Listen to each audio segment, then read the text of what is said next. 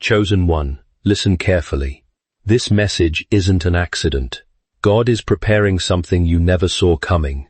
There is a moment in almost every person's life when a disturbing realization quietly settles into the mind.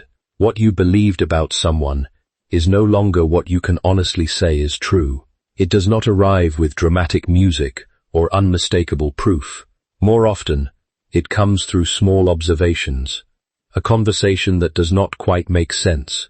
A smile that disappears the moment someone turns away. A pattern of words that consistently divides rather than heals. You begin to wonder whether you are imagining things, because the person everyone praises seems strangely different when no one else is watching. That is one of the most difficult experiences a human being can endure.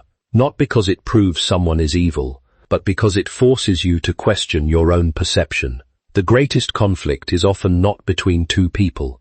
It is between what your eyes have witnessed and what your heart wishes were not true. Human beings are remarkably skilled at presenting different versions of themselves. We all do it to some degree. We speak differently at work than we do at home. We behave differently with strangers than with close friends. That is not necessarily hypocrisy. It is part of social life. But there is a profound difference between adapting to circumstances and constructing an entirely false identity. The latter is where manipulation begins. Some individuals understand that reputation can become a shield. If enough people believe they are kind, generous, or innocent, very few will question their actions. Psychology has long recognized what philosophers understood centuries ago. People tend to judge character by appearances until repeated evidence forces them to reconsider. We trust confidence. We mistake charm for sincerity. We often confuse politeness with goodness. That is why manipulation is rarely loud. It is subtle. It speaks softly. It hides behind concern, generosity, or even religious language. It creates confusion instead of clarity. The manipulator does not always seek to destroy openly. Often they seek to control quietly. They plant small doubts, encourage misunderstandings, and allow others to draw conclusions. They carefully designed without ever speaking the accusation directly. Perhaps that is why the words, "I saw everything," carry such weight. Seeing is different from hearing. Rumors can be invented. Opinions can be biased. But observation changes something inside us.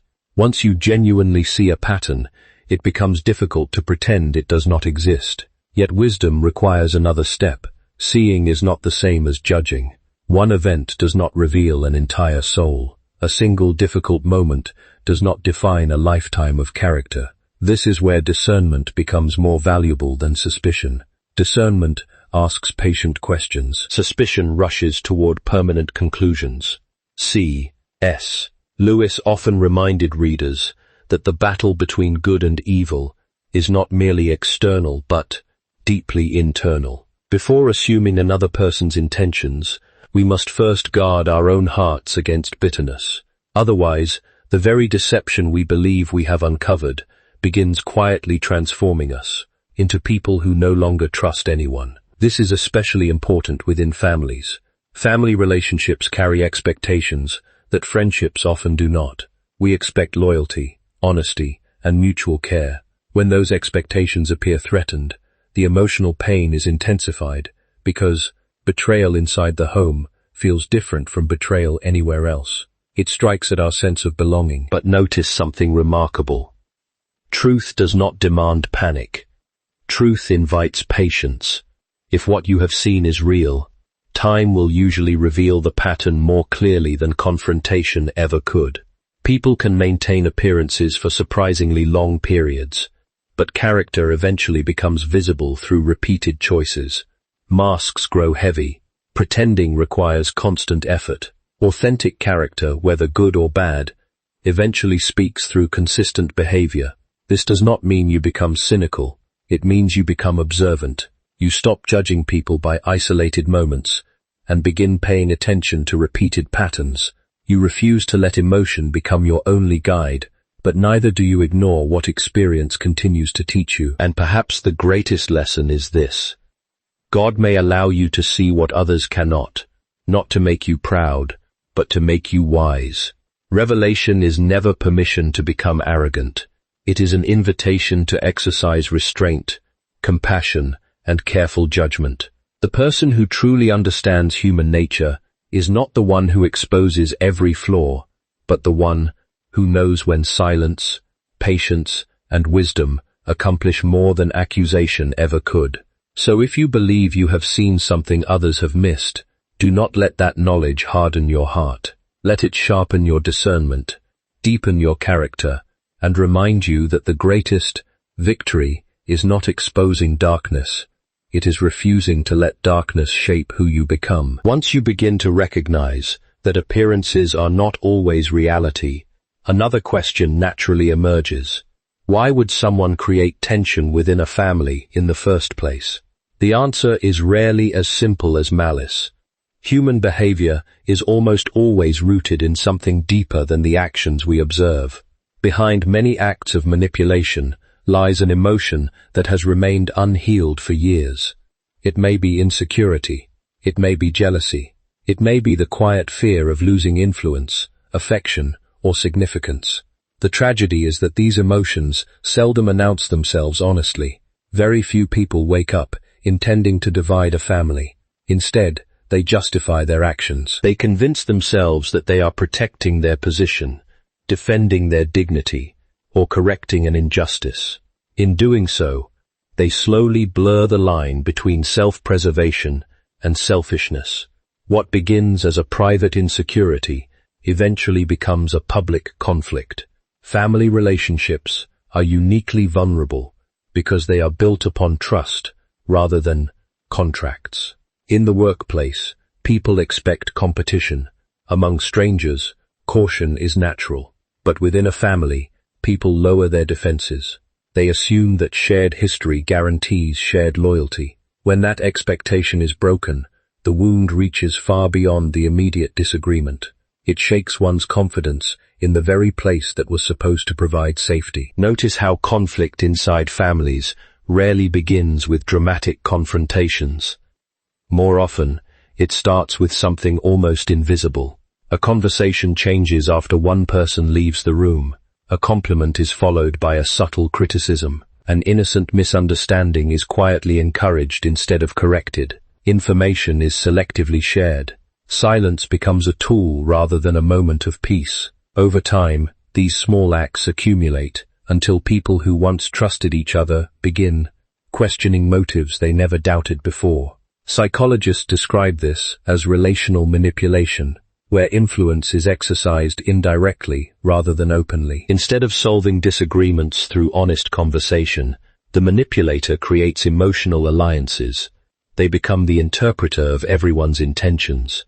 They subtly position themselves as the trustworthy voice, while allowing others to appear unreasonable. The remarkable thing is that many people caught in this pattern do not even recognize what they were unreasonable. Habits repeated long enough begin to feel normal. This is why discernment demands more than simply identifying the loudest conflict. Often, the real issue lies beneath the argument itself. Ask not only what happened, but why it keeps happening. Patterns reveal what isolated events cannot. A single disagreement proves very little. Repeated behavior, however, speaks with remarkable clarity. Scripture repeatedly warns about the destructive power of careless words. A single sentence, spoken with hidden intention, can travel through a household faster than truth itself. Words have an unusual ability to outlive the moment in which they were spoken. Long after the conversation has ended, suspicion remains. Trust begins to erode. Relationships that took years to build can be weakened by repeated moments of subtle deception. Yet there is another danger that deserves equal attention. Once we believe someone is working against us, we may begin interpreting everything they do through that assumption. This is where wisdom must govern perception. Not every disagreement is evidence of betrayal. Not every misunderstanding is part of a larger scheme. Mature judgment resists both extremes. It neither ignores harmful patterns nor invents them where they do not exist. C.S. Lewis often explored the quiet ways pride distorts human relationships. Pride rarely presents itself as arrogance alone. Sometimes it appears as the desire to remain indispensable. Sometimes it seeks control, disguised as concern. Sometimes it whispers that another person's happiness somehow diminishes our own. Left unchecked, pride transforms ordinary conversations into subtle contests for influence, recognition, and emotional power. The heartbreaking reality is that everyone loses in such a battle. The person creating division becomes increasingly isolated behind carefully maintained appearances. Those being manipulated lose confidence in one another, and the family itself begins carrying burdens that no one openly acknowledges. The home may remain standing, but peace quietly disappears from its foundation.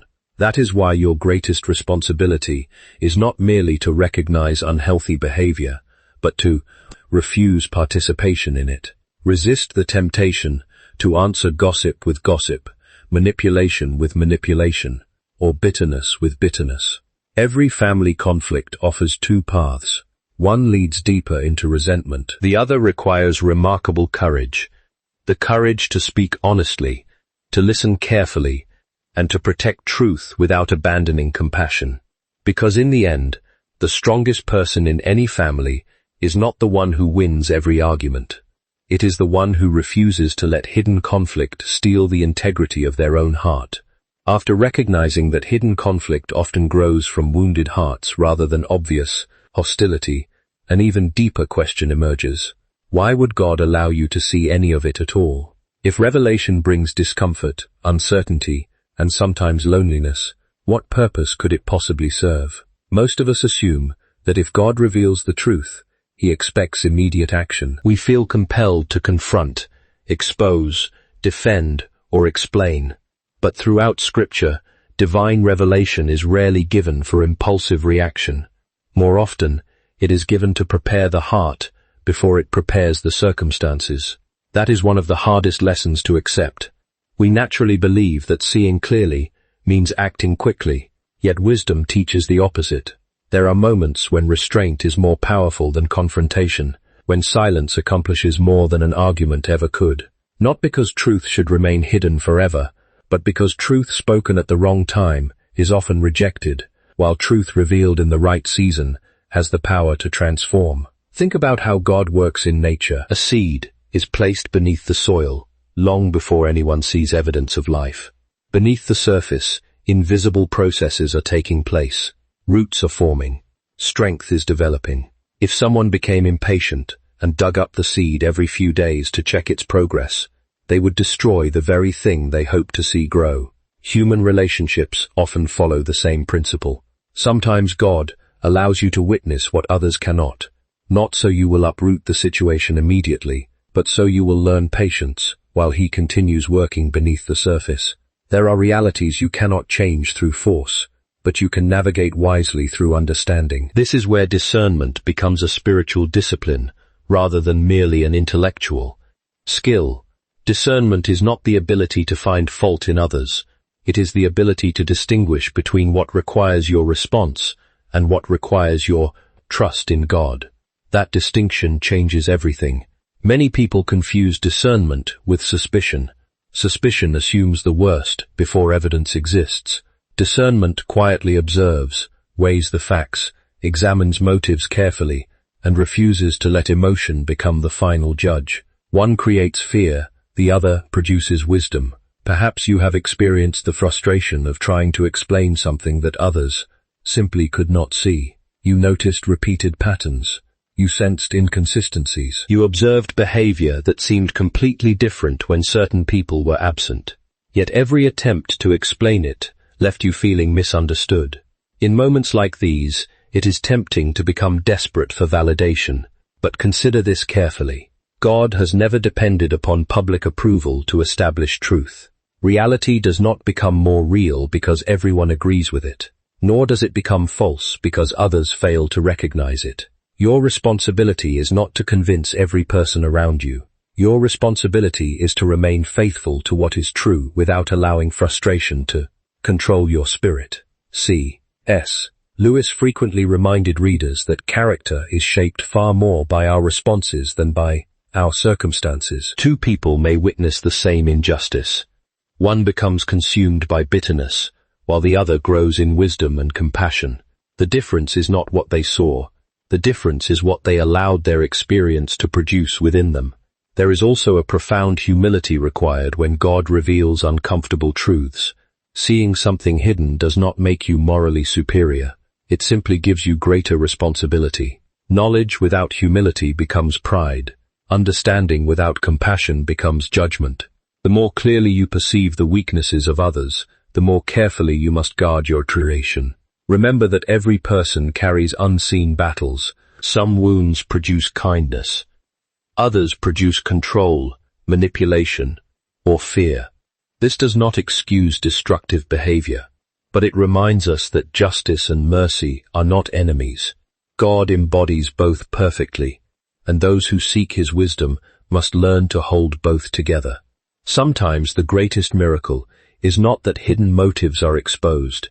The greatest miracle is that God prevents those hidden motives from changing who you are. While others may choose deception, you choose integrity.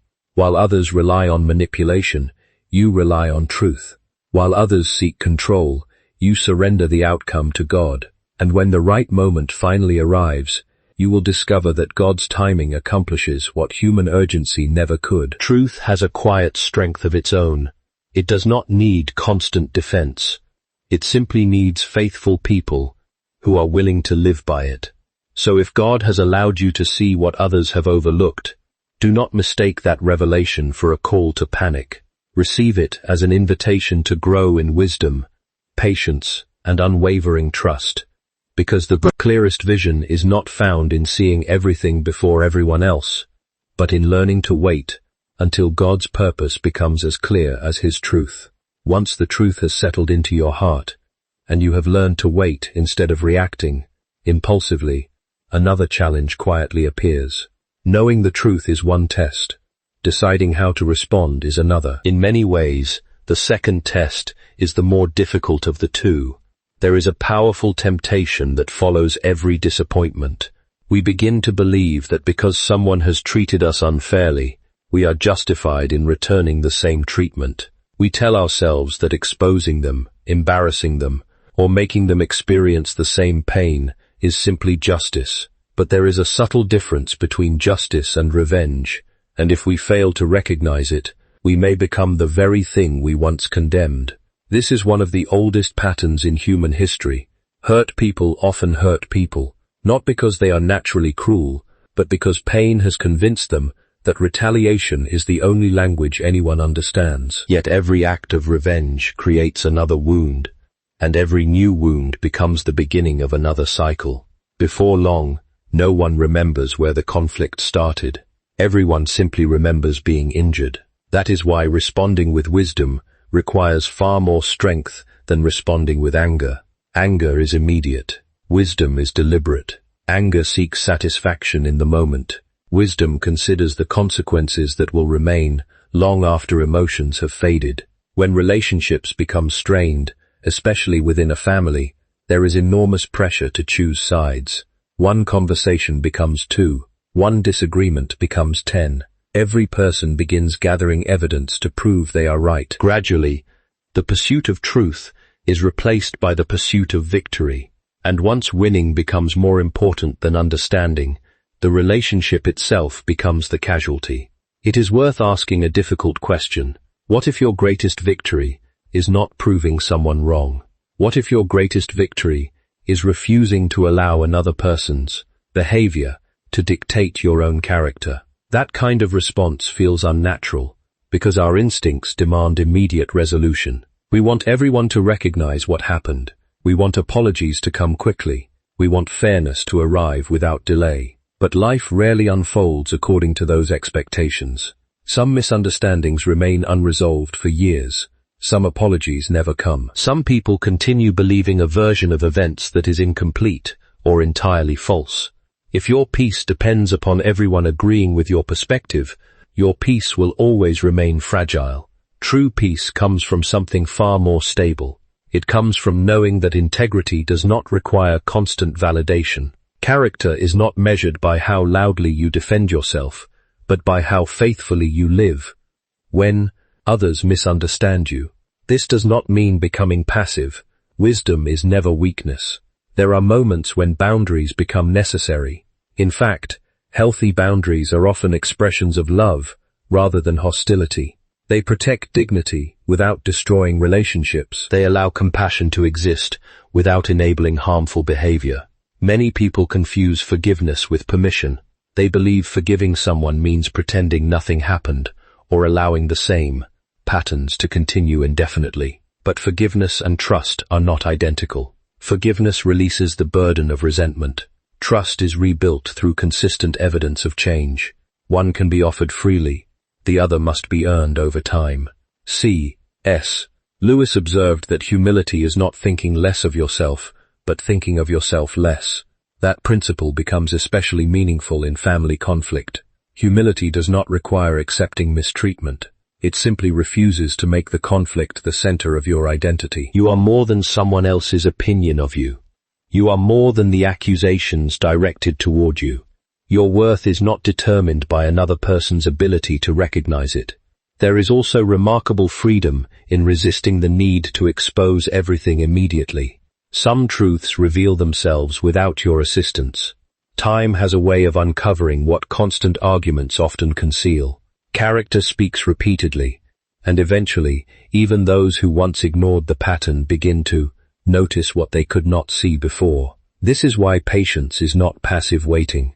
It is active trust. It is choosing self-control when every emotion demands retaliation. It is believing that God is capable of defending truth without requiring you to abandon your principles in the process. When you respond with integrity, you accomplish something that revenge never can. You interrupt the cycle. Instead of multiplying bitterness, you create the possibility of healing. Instead of adding another voice to the conflict, you become a quiet example of strength that cannot be manipulated by the actions of others. So when the opportunity comes to answer hurt with more hurt, remember this. Your greatest testimony is not that you saw the truth. It is that the truth changed you into someone who chose wisdom over revenge, integrity over impulse, and peace over the temporary satisfaction of proving someone else wrong.